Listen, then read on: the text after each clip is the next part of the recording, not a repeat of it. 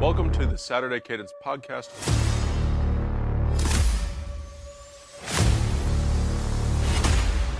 I'm Blake Biscardi, and remember, the Saturday Cadence podcast is the heartbeat of college football. We're closing in on the first ever 12-team college football playoff. We've got full previews for you today for each of the opening round games. We're going to begin with Ohio State and Tennessee. That is the marquee matchup, the one everybody wants to hear about. We're going to do a deep dive into that right now. So welcome into Saturday Cadence. My name is Blake Biscardi. I've got David Wertheim and Grant Kincaid alongside. David, Grant, it's here. It's game week. We are inside of 72 hours now from kickoff of these games. Notre Dame and Indiana start this on Friday night. David, Ohio State, Tennessee, we're going to begin our show here today. Give us your opening thoughts on this game, and then let's dive into the matchup here, where we think the advantages are, and then ultimately we'll end up predicting each game as we close each segment here. So Ohio State, Tennessee, start us off. Yeah, first of all, I'll be there, and I'm looking forward to it. It's going to be a cold day in Columbus, and I'm going to get it out there now that I don't think the weather is an advantage or disadvantage for either team. So I wish people would just stop talking about it. But yeah, I mean, this will be a raucous environment. Obviously, Ohio State fans are displeased with the current state of their program. This is a must-win game for them. And for Tennessee, this is their first time in the college football playoff ever. They never made it as in the 14 field. They were close a few times, never made it in. Now in the first year, the 12-team field, they find themselves as the 9 seed with a pretty talented roster. So this should be a good one. A classic Big Ten team against a classic SEC team. Both of these programs are historic and have won national championships and big games throughout their history. And honestly, I don't know if they've ever played each other. Somebody correct me if I'm wrong, but I'm not sure that they have. So this should be, literally a historic matchup, the first 12-team playoff ever with these two teams playing. There's a lot at stake on both sides, especially for Ohio State at home. And I'm really excited. I'm excited to be there for it, and I think it'll be raucous and rowdy. And I'm really looking forward to engaging with the Tennessee fans. I think they'll bring some much needed energy to this crowd that we don't normally see with an SEC team coming up north. David, 1996, that was the first and only other time Ohio State and Tennessee have played the Peyton Manning game there. And you mentioned these Tennessee fans, so let's just center on this real quick. I know we've seen all the reports about the ticket market and how secondary market, there's been a certain percentage of sales going to Tennessee fans. And then it was reported that only 10% of the tickets on the primary market there went to Tennessee fans. So you can expect somewhere in the neighborhood of 15 to 20,000. And I actually think that you're right, that the pressure is going to be on the Ohio State fans to be loud, because Tennessee fans think that Neyland's a better environment. Now, we have not seen the shoe at night in a while in a monster game. So we'll see the shoe come alive again. It's something that, is not in the forefront of everyone's minds, like we've seen Tennessee come alive for Alabama in 2 of the last 3 years, Georgia, any of those type of games. So Tennessee fans do have a point, and I think they're going to bring that juice, and that's going to encourage Ohio State fans to get louder. But I think Ohio State, the coaching staff, the players, they have to give the fans something to get them engaged early in this matchup. They either have to take a downfield shot, get a turnover, a big 3-and-out. Something has to happen here where this crowd is into it, and they're into it early, because it's going to be cold. It's going to be easy to get nervous the more this game goes on for Ohio State fans, just with how the last game ended. So when you're looking at this matchup, I think just getting the fans involved early is going to be so important, especially with a decent percentage of Tennessee fans there too. Grant, is there anything that jumps off the page at you matchup-wise between Ohio State and Tennessee that one team can exploit over the other? Well, I say right away Tennessee has that advantage on the defensive line, obviously with James Pearson. For the first time in a long time, we have a Tennessee defense that is really stout. And we saw Michigan against Ohio State use their D-line to their advantage. Although some of that is obviously play calling situation. But that's another conversation for another day. But I think Tennessee is going to use that defensive line to their advantage, and Ohio State's going to have to, once again, on the offensive line, show up, specifically in the run game, hopefully get Ohio State ahead of the chains that way. But then Ohio State, I think, in any game, it's the wide receivers against their corners. If they decide to run certain coverages that leave our wide receivers in situations that show any kind of advantage, we have to take those shots because our wide receivers are going to be in almost every situation our best option on offense. Yeah, that's one of the main things for Ohio State they have to do to win the game is get the wide receivers involved. And that was evident after the Michigan game where you go back to the Ohio State Penn State game, and Penn State didn't use Tyler Warren when it counted, and they left that game saying that's never happening again. And Penn State didn't let that happen again. Now they didn't beat Oregon in their next big matchup, but it wasn't because they didn't use Tyler Warren, which is their best player. That has to be the same case for Ohio State, where they're using Jeremiah Smith, Emeka Ibuka, Trevion Henderson, Quinshad Judkins, all creatively in space down the field and stretching it vertically. But David, I want to loop you in here with Ohio State offensively because the offensive line is a major concern for the Buckeyes in this game. I think if you look at the concern meter for Ohio State in these areas, the offensive line is going to be number one, special teams is number two, and then Ryan Day and the coaching staff will be number three. Give me your thoughts there on the areas of concern for the Buckeyes. Starting with the offensive line, there was an open practice. We saw Tigger Shabola still staying in at right guard, which is a little bit surprising given Day's comments in the press conferences about a rotation between Luke Montgomery, Shabola, and then Austin Sierreveld. So what are your thoughts there with this offensive line and how that's going to shake out for the Buckeyes? Well, I'm gonna kind of tie in 1 and 3 together in terms of the coaching staff concerns and the offensive line concerns, um, because honestly, I think that why are you rotating guards in the playoff game? I mean, that's almost malpractice. It seems like there's no chance they can get any. And I wonder how much of this is really going to happen, or how much is Right. coach speak. But the bottom line is like for Ohio State, we're in the playoffs, and you're telling me you can't figure out who your starting guard is. Like I know that there's been issues with the offensive line, and you had to move Donovan Jackson from his guard spot up to tackle. Seth McLaughlin is out, so you had to slide Carson Hinsman from guard to center, so it reduces your overall options at guard. But to say that you're rotating in a playoff game is really interesting, and I think they're going to have to figure something out, whether that's adding another tight end into the scheme or having these running backs chip a little bit more, whatever the case may be. Um, I will say I'm not super concerned that Tennessee's defensive line is just going to wreck the game. I think Ohio State will still be able to throw the ball. I think they'll still be able to run the ball. I really don't think that this is a game wrecker situation for Tennessee's defensive line. I think they're very talented and they'll get theirs, but it's not going to be anything, outlandish. But for Ohio State, I mean, they just need to be consistent. They need to play sound football, avoid the penalties, take what the defense gives you. And if that leads to some shots down the field, then great. So let's flip this to defense now. Grant first, then David. Looking at this Ohio State defense and the Tennessee defense, which defense can take over this game and actually win the game for that team? Grant, you go first here.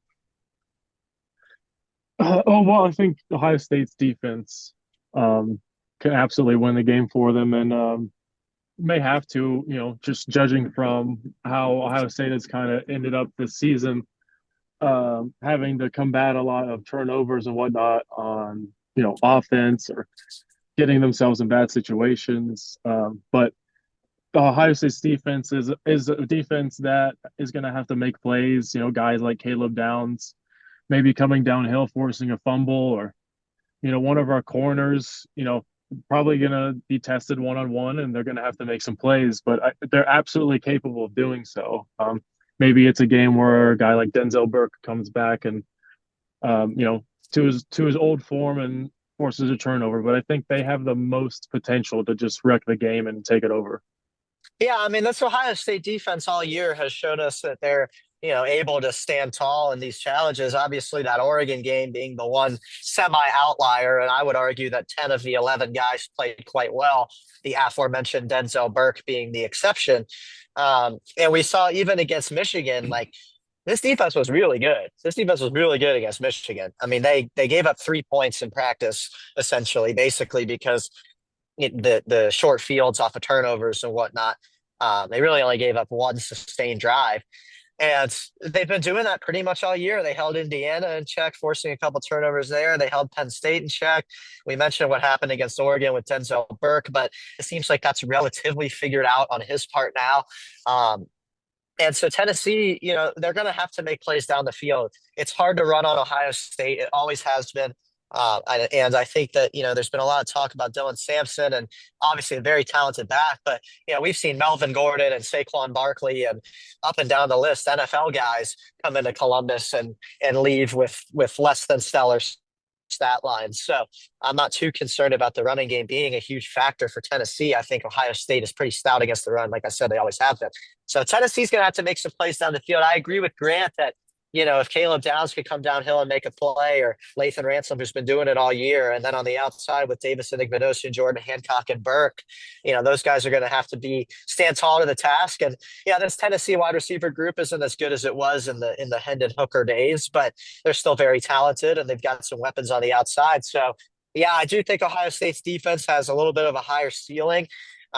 I think their floor is probably a little bit higher too. They've just been pretty dominant all year, frankly, and I don't expect that to be super different. Obviously, Tennessee will get theirs. I'm not expecting a shutout or anything close to it, but I think if Ohio State can hold them to 20, 21 points, they've got to feel pretty good.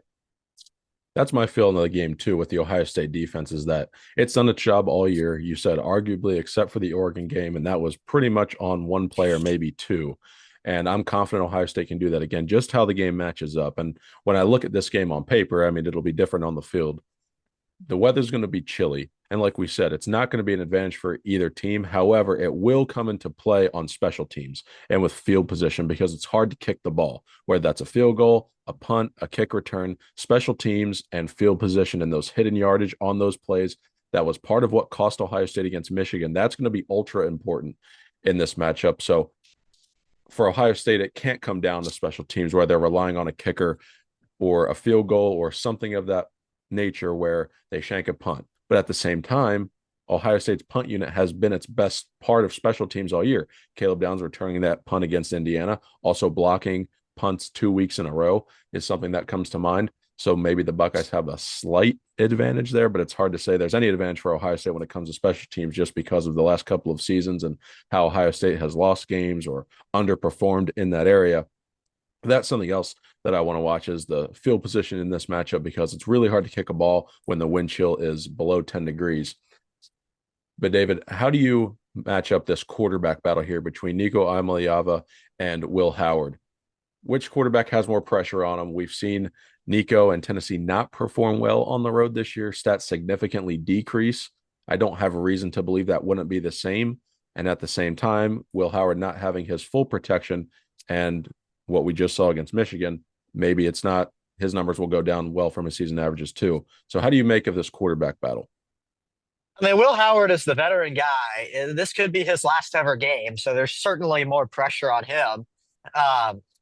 He needs to go out there and take care of the ball. I mean, the turnovers have been such a thorn in his side all year. Other than that, I think he's been excellent, frankly, as the quarterback. I mean, he's made some NFL caliber throws. The legs haven't exactly been as prevalent as we thought they might be, but he's still run for some good gains and some first downs, so he needs to continue to do that. But really, it's all about the turnover battle for both of these guys. Nico is probably more of a stereotypical gunslinger as opposed to Howard, but Howard at the same time has shown us that arm talent. So it's really going to come down to the turnover battle between these two guys. You've got a young guy and a veteran. You would think that leans in favor of the veteran, but I'm not so sure about that, just judging off of what we've seen over the past couple of weeks. But yeah, the turnover battle is going to be key here for sure. 100%. I think that's what it comes down to. So we're going to pick this game in a second, but I want to do one thing first. Grant, I want you to tell me Ohio State wins if these things happen. And then David, follow Grant. Tennessee wins if these things happen. And then we will pick this game and round out the segment. So Grant, Ohio State wins if. Ohio State wins if they are able to obviously sustain the run, but first and foremost, take advantage of their wide receiver matchups and push the ball downfield when they're able to.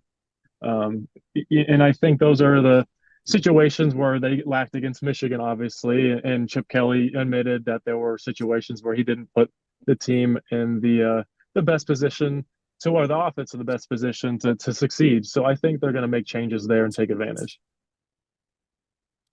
David, Tennessee wins if.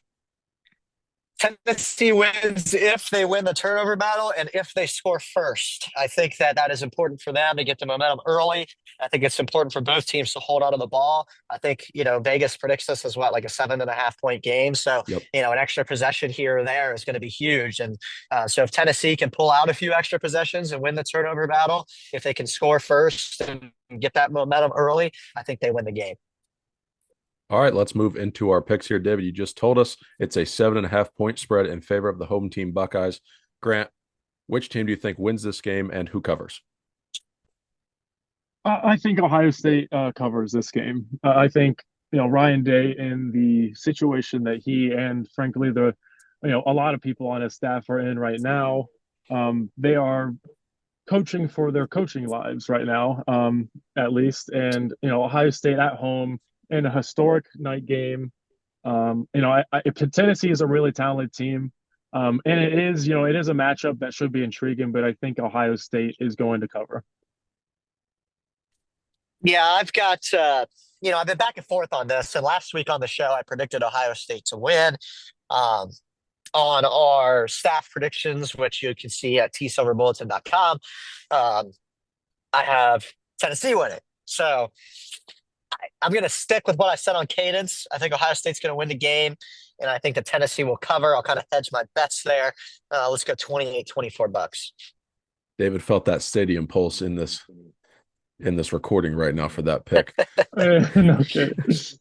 So how I see this game going too, I think that we see a really good version of Ohio State. I think we see their best game in this one. I also think Tennessee's going to be ready, but I think this crowd is going to have something to prove. Being at night, this is what we've wanted for a long time. An SEC team is coming in. They're going to make this a really, really great environment for Ohio State. Ryan Day and the coaching staff, they're going to have a good plan. Now, there's going to be times I think Ohio State just can't execute, and that's because of personnel up front.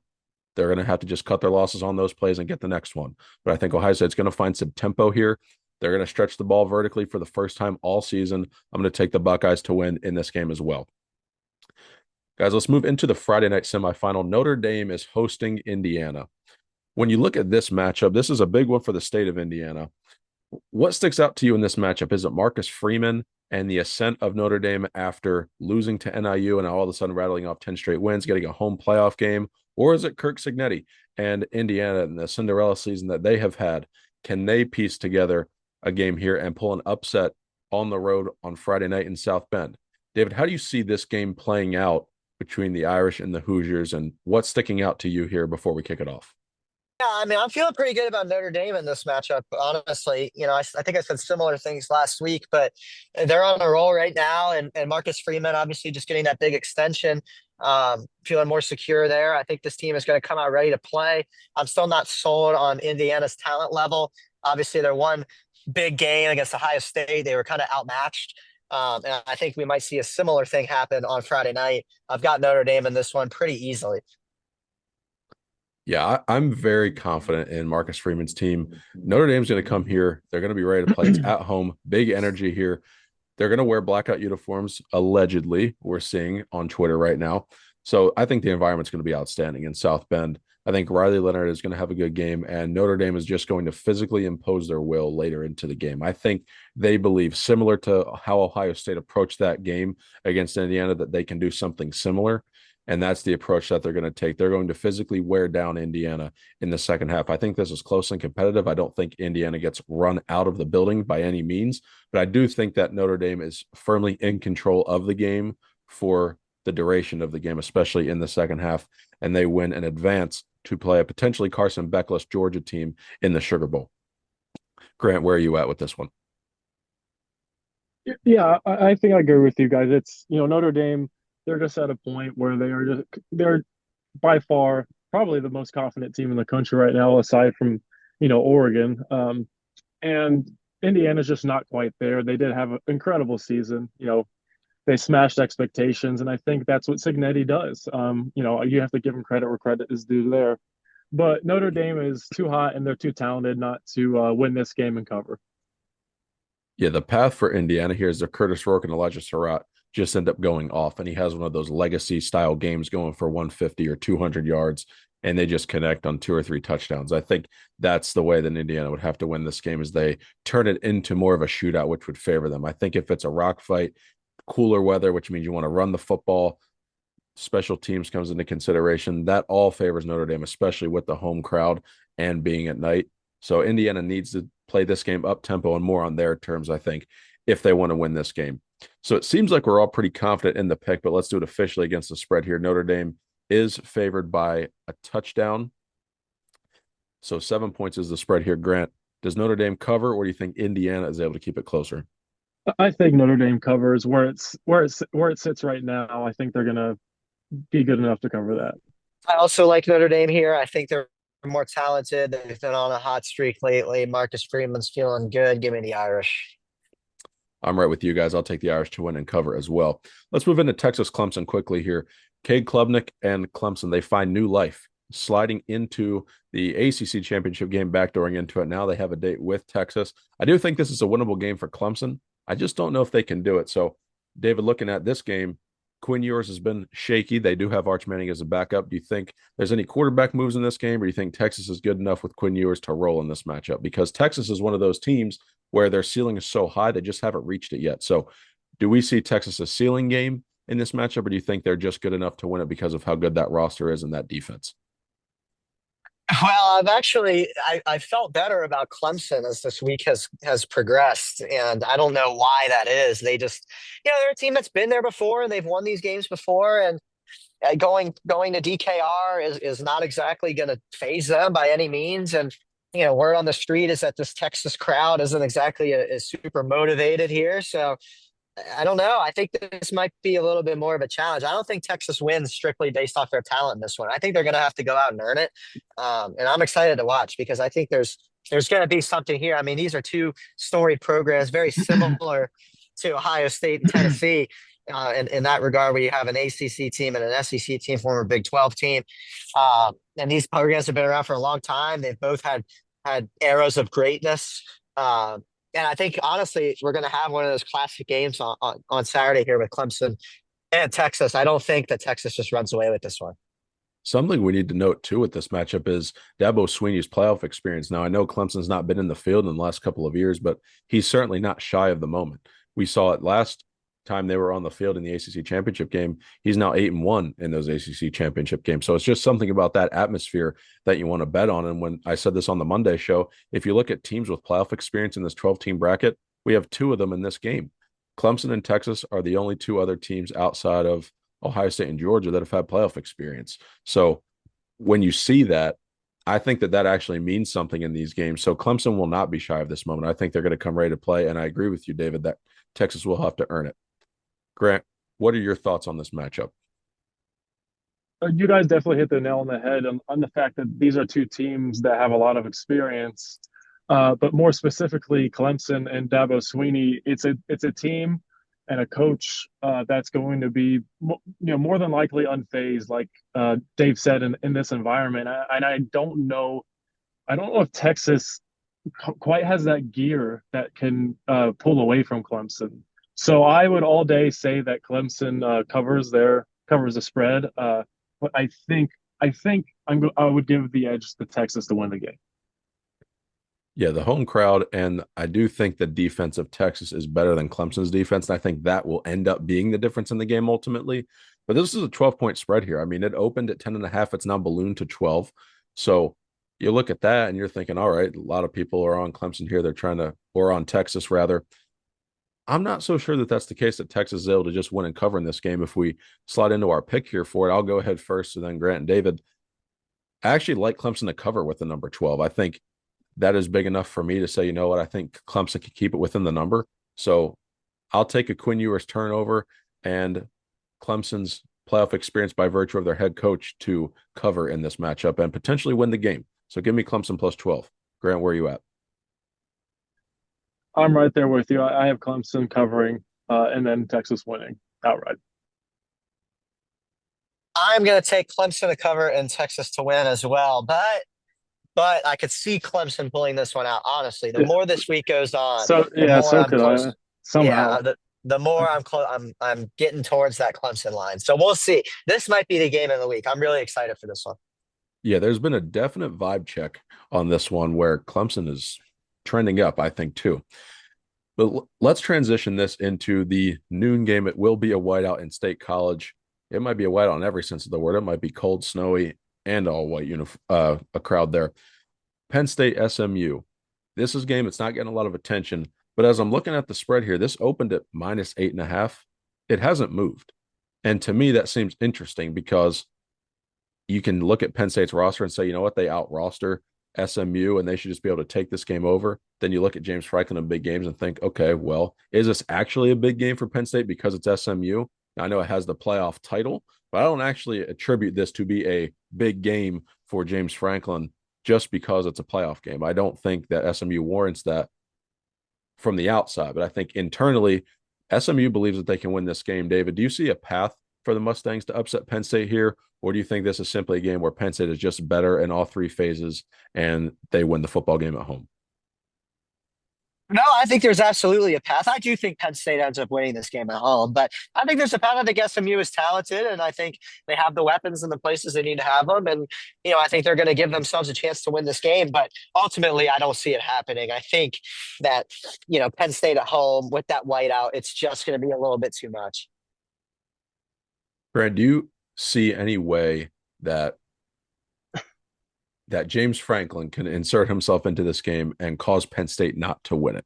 I do think there are significant advantages for Penn State in this matchup that they don't have to do anything special to win the game.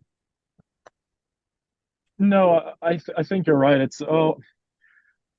I give James Franklin some credit in that he has made adjustments, and he has tried things. I think really Penn State's issue to me at the end of the day is the limitations at quarterback. And Drew Aller, you're just never sure what you're going to get from game to game, especially in an environment like this. We've been talking, these are historic games. Even if it is at home, he's going to be feeling pressures that he has never felt, and facing a team that has essentially nothing to lose and that is very talented. So Penn State's going to have their hands full. Grant, I'm going to raise that point and say Penn State's wide receivers are actually more of a limitation than the quarterback. I actually think Drew Aller has played better as the season's grown, and we've seen him mature. There are limitations there too, yeah. Yes, but the moment, how does he seize this moment at home with the pressure on him? Because in the Big Ten championship game, there was no pressure on Penn State. The pressure was on Oregon. Now the pressure is on Penn State. So very curious to see how the. And I don't want to overlook. He did play incredibly well in that game. I was impressed there. But there's something about, until he proves us wrong in these games, I just don't know. Right. It's the old play to the back of your baseball card, as David also always says. Well, let's pick this game real quick against the spread here. 8.5 is the line in favor of Penn State. Grant, do you think the Nittany Lions win and cover here, or do the Mustangs keep it close? I think Penn State's going to cover. At the line sitting where it is right now, I think it's right at 7. I think they cover. So going to take Penn State here. I think at home, whiteout. For them too, the playoffs is something new. They haven't experienced this. So I think this crowd will be rowdy, and I think Penn State wins in spite of James Franklin this time.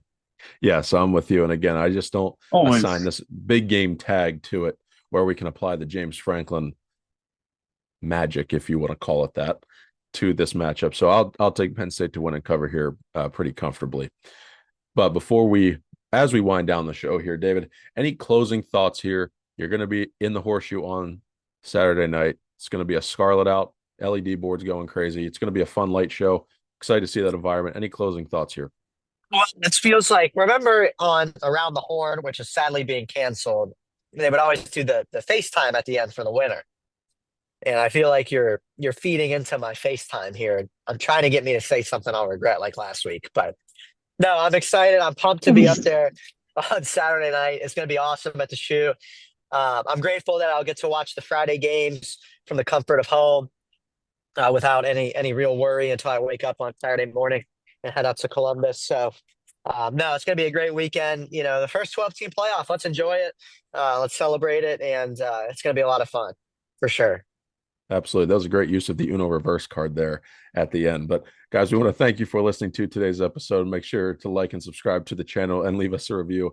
It really helps out our show. Check us out on social media at Saturday Cadence for more coverage, and visit our website at tsilverbulletin.com. And remember, the Saturday Cadence podcast is the heartbeat of college football. Enjoy the weekend of games. The college football playoff will have more coverage for you next week. For David Wertheim and Grant Kincaid, I am Blake Biscardi. We'll see you next time. God bless.